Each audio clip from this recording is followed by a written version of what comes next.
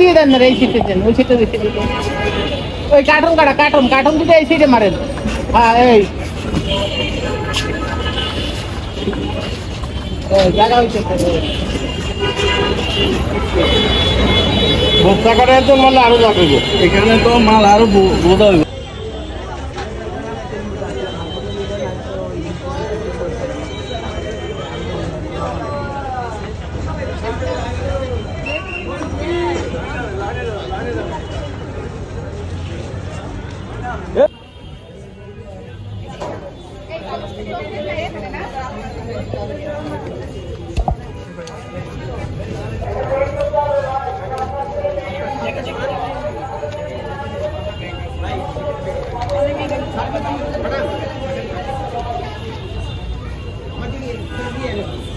আসসালামু আলাইকুম, আপনারা দেখতে পাচ্ছেন কেএফসি যে ভিতরে যে মাঠটা, এখানে পুরোটাই আর কি পানি ভরপুর দেখতে পাচ্ছেন।